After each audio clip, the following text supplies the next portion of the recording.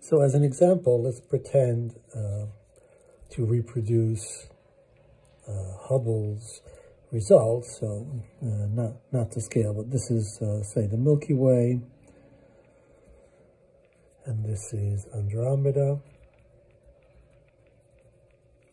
And here is, here's the Earth, and here is a cepheid variable. Okay, so here is a cepheid variable has been identified in the Andromeda galaxy, and we're going to pretend to reproduce the steps that Hubble went through to find the distance, right? So the distance to there, this is what we call R, and so we observe the cepheid variable, and we see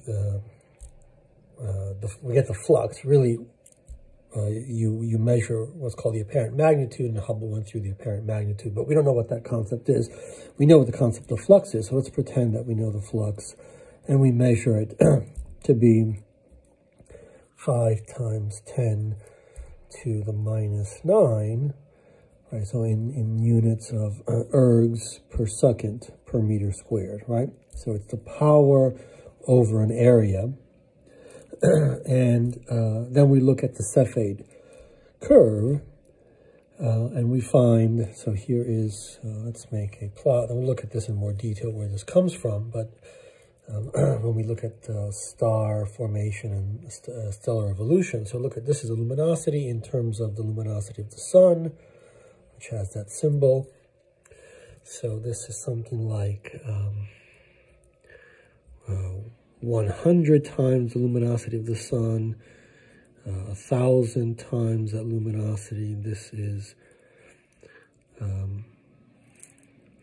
10,000 times, and this is the period of the cepheid variable, and it's varying over days. And so the scale here is something like, I don't know, 1, 10, 100, something like that. And the curves that Henrietta Leavitt explored look something like this. So there are 2 kinds of cepheid variables, and roughly they track 2 paths there. So this is a type 1, and this is a type 2. Again, we'll look at this in more detail when we get to stellar evolution.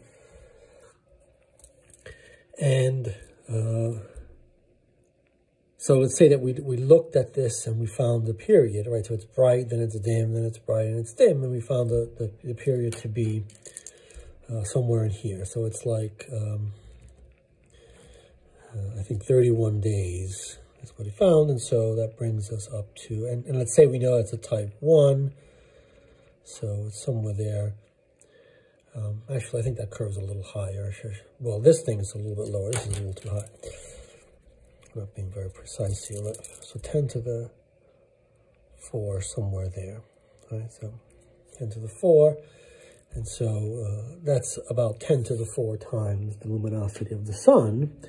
And the luminosity of the sun is a little less than 4 times 10 to the 33 ergs per second. So the luminosity of the cepheid, in this case, would be, it's a little under 4, it's about 3.8 times 10 to the 37 ergs per second. So now we know the luminosity and the flux. And of course, we know that they are related by that. And so we can get R as L over 4 pi f square root. And so we'll plug these values in. This is 3.8 times 10 to the 37 ergs per second. Here we have 4 pi times, where's our flux? There, 5 times 10 to the minus 9. And we end up with, so we can plug this in.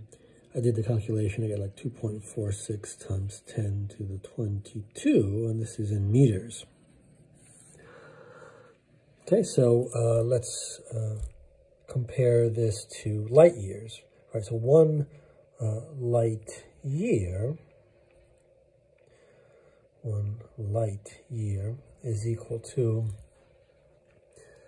right, the distance that light travels in a year. So it's the speed of light is 3 times 10 to the 8 meters per second, and in a year it's the time is 60 seconds per minute times 60 minutes in 1 hour times 24 for an entire day times 365 and a quarter for the entire year, and that is about 9.47 times 10 to the 15 meters. That's the distance that light travels in a year, and so we can do R divided by R light year, or 1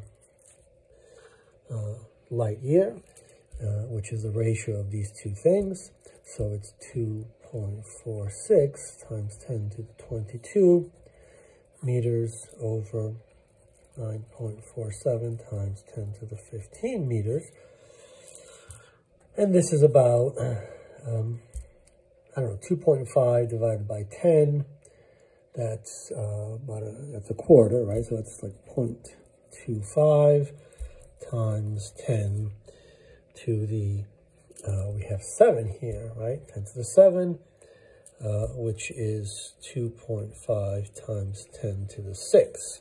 Okay, so it's 2.5 million light years.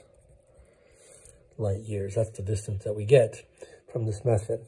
Now, I think this is a more precise measurement than what Hubble got.